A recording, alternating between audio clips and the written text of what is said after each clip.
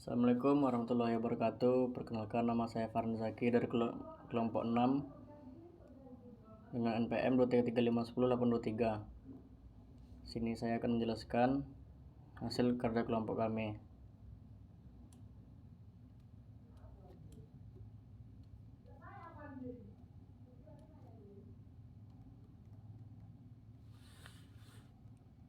Pertama, ada metode Agile. Adalah kumpulan beberapa metode pengembangan perangkat lunak secara berulang dan bertahap sesuai kebutuhan. Kepopuleran metode ini karena saat pembuatan software sedang berlangsung tetap efisien dan fleksibel terhadap perubahan yang terjadi. Tahap-tahap Agile. Pertama ada analisis, yang kedua ada desain, yang ketiga ada implementasi, yang keempat ada testing, yang kelima ada deployment, yang keenam ada maintenance. Pertama, analisis. Tujuan dari tahap ini adalah untuk memahami apa yang dibutuhkan oleh pengguna akhir, baik pelanggan maupun staf kafe. Yang kedua ada desain. Desain adalah proses mendefinisikan arsitektur komponen antarmuka dan karakteristik lain dari perangkat lunak untuk memenuhi kebutuhan yang telah didefinisikan dalam tahap analisis. Desain tidak hanya tentang estetika atau tampilan, tetapi juga mencakup bagaimana perangkat lunak dan bekerja secara fungsional dan efisien. Tahap-tahap desain terdapat beberapa diagram. Yang pertama ada konteks diagram, yang kedua ada hierarki diagram, yang ketiga ada data flow diagram, yang keempat class diagram, yang kelima entity relationship diagram, yang ketujuh ada use case diagram, yang ke-8 ada sequence diagram, yang ke-9 ada activity diagram. Di sini ada konteks diagram. Selanjutnya ada hierarki diagram. Selanjutnya ada DFD level 1. Dan ini selanjutnya ada DFD level 2. Dan di sini ada kelas diagram. Dan sini juga ada ERD-nya. Use case diagram, sequence diagram,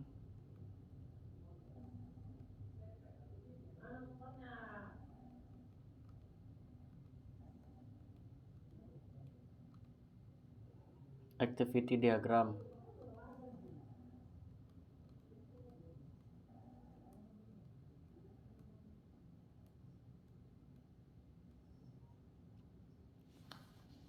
Ketiga, ada implementasi. Implementasi adalah tahap realisasi dari rancangan teknis dan logis ke dalam bentuk perangkat lunak yang berfungsi penuh. Proses ini melibatkan penulisan kode program, pengintegrasian komponen, pengujian awal, hingga perangkat lunak siap diuji secara lebih mendalam dan dirilis kepada pengguna. Selanjutnya testing. Testing dalam rekayasa perangkat lunak adalah proses sistematis untuk mengevaluasi perangkat lunak dengan tujuan menemukan cacat atau bug, memastikan bahwa perangkat lunak sesuai dengan spesifikasi kebutuhan, dan memastikan kualitas perangkat lunak secara keseluruhan. Testing dilakukan untuk mengidentifikasi masalah sebelum perangkat lunak dirilis ke pengguna akhir. Jenis-jenis pengujian yang dilakukan. Yang pertama ada pengujian fungsional, yang kedua ada pengujian keamanan, yang ketiga ada pengujian performa, yang keempat ada pengujian kegunaan. Yang kelima, ada pengujian kompatibilitas. Yang keenam, pengujian integrasi. Yang ketujuh, pengujian regresi. Proses testing. Proses ini dapat dilakukan melalui beberapa tahap, yaitu persiapan test case. Persiapan test case menyusun skenario pengujian berdasarkan fungsional dan spesifikasi yang telah ditentukan sebelumnya. Yang kedua, ada pelaksanaan pengujian, melakukan pengujian sesuai dengan jenis yang telah ditentukan, baik secara manual maupun otomatis. Yang ketiga, ada analisis hasil pengujian, menganalisis hasil pengujian untuk mengidentifikasi dan mendokumentasi masalah yang ditemukan, perbaikan, dan pengujian ulang. Jika ditemukan masalah, tim pengembang akan memperbaikinya dan melakukan pengujian ulang untuk memastikan masalah tersebut telah terselesaikan. Yang kelima, uji coba pengguna. Sebelum sistem resmi diluncurkan, pengujian akhir dilakukan oleh pengguna akhir untuk memastikan bahwa sistem memenuhi kebutuhan mereka. Yang kelima, deployment. Deployment adalah serangkaian aktivitas yang dilakukan untuk memindahkan perangkat lunak dari lingkungan pengembangan atau pengujian ke lingkungan operasional atau produksi, termasuk pengaturan infrastruktur, instalasi, konfigurasi, dan pemantauan awal. Langkah-langkah deployment. Persiapan infrastruktur. Kedua, ada instalasi sistem. Yang ketiga, konfigurasi dan integrasi. Yang keempat, pengujian pra-deployment. Yang kelima, proses deployment. Yang keenam, monitoring pasca deployment.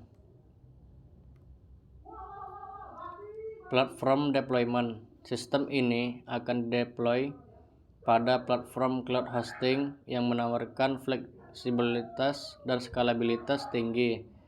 Platform seperti Amazon Web Service atau AWS, Google Cloud Platform atau GCP, atau Microsoft Azure akan dipilih untuk memanfaatkan layanan cloud yang dapat mengakomodasi pertumbuhan volume transaksi dan trafik pengguna.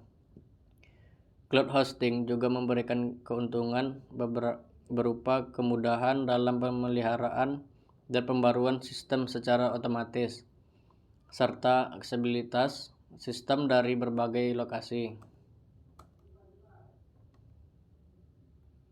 Yang keenam, ada maintenance. Maintenance adalah kegiatan berkelanjutan untuk mengelola perangkat lunak yang sudah dirilis agar tetap bekinerja optimal, memenuhi kebutuhan bisnis, dan dapat digunakan dengan efektif oleh pengguna. Jenis-jenis maintenance system.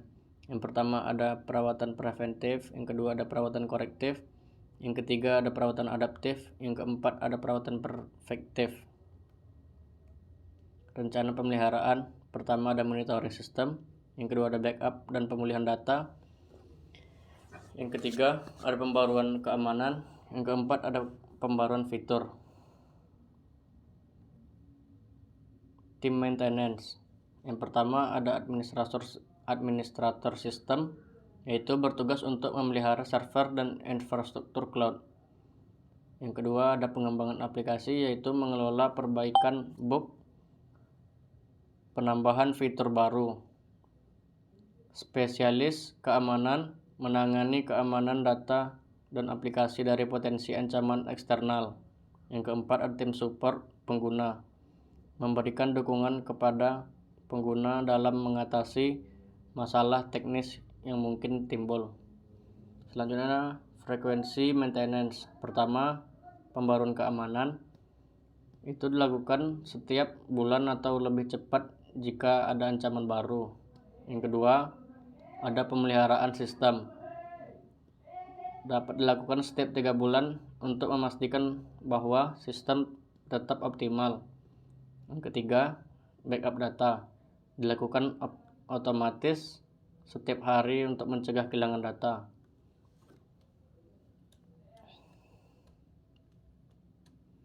Sekian dari saya. Assalamualaikum warahmatullahi wabarakatuh. Dah, siap. Kirim, Jo.